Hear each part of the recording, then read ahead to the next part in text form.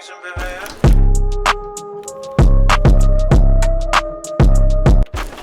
Blue Exorcist. Rin et Yukio ont été élevés par un éminent prêtre exorciste. Mais un jour, Rin découvre que son véritable géniteur n'est autre que Satan. Alors que le monde est envahi par des êtres maléfiques, Rin jure de devenir le meilleur exorciste afin de vaincre son père, Satan. Pour accomplir son but, il entre à l'académie de la Croix-Vraie afin de maîtriser les techniques d'exorcisme. L'anime a pour genre action, comédie, drame surnaturel, pour thème démon, et compte un total de 37 épisodes.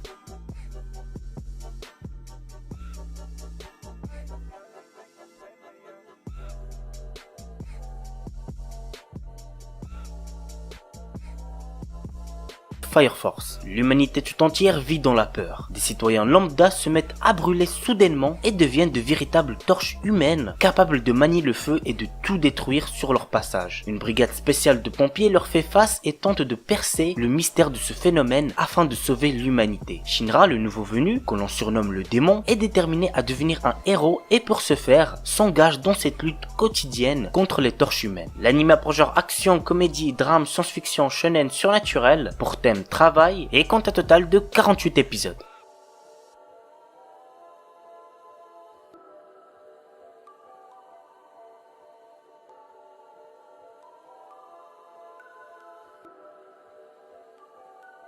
Katekyo Hitman Reborn. Tsuna Sawada est un jeune collégien particulièrement incapable, que ce soit en études, en sport ou en relations sociales. Un jour, un tuteur lui est envoyé d'Italie. Il s'agit de Reborn, un bébé tueur à gages, homme de main de la famille mafieuse Vongola, venu pour le rendre apte à devenir le prochain parrain de la famille dont il s'avère qu'il est l'héritier lointain. Le principal instrument de Reborn pour faire de Tsuna un homme accompli est une balle spéciale qui permet à celui qui la reçoit d'avoir l'énergie suffisante pour accomplir sa dernière volonté. Reborn fera aussi en sorte d'introduire diverses personnes dans la famille Vongola afin d'accompagner Tsuna dans son destin et de le protéger autant que bon lieutenant du parrain. Alors il se peut que vous allez vous ennuyer au début, mais je vous promets que par la suite vous ne pouvez que kiffer cet animé. L'anime a pour genre action, comédie, drame, shonen, surnaturel, tournoi, pour thème mafia, voyage temporel, et compte un total de 203 épisodes.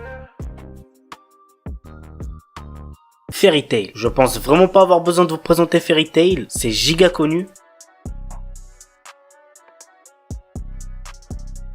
On enchaîne avec Fog Hill of Five Elements. L'anime d'où provient la photo que j'ai utilisée pour la miniature de cette vidéo. Une légende raconte qu'il y a fort longtemps, des monstres pouvaient donner la capacité à certains élus de maîtriser les 5 éléments. Mais pour cela, il faut passer par les dangereuses montagnes brumeuses. Nous suivons les aventures d'un de ces élus, Kazen au Stigma. L'histoire tourne autour de Kazuma Yagami. Il est un descendant d'une lignée qui maîtrise le feu à l'aide de techniques ancestrales, mais comme il n'a aucun talent dans ce domaine, sa famille l'a chassé. Ouais, c'est très triste. Parti vivre à l'étranger, Kazuma a développé d'autres techniques autour du vent après avoir signé un contrat avec le roi de l'esprit du vent. Un exploit qu'il est le seul à avoir réalisé. Revenu vivre au Japon, on fait désormais appel à lui pour résoudre certaines affaires. C'est alors qu'il rencontre sa cousine Ayano et son frère Ren qui maîtrisent tous les deux le feu. L'anime a pour genre action, comédie, fantasy, roman, shonen, slice of life surnaturel et pour thème magie.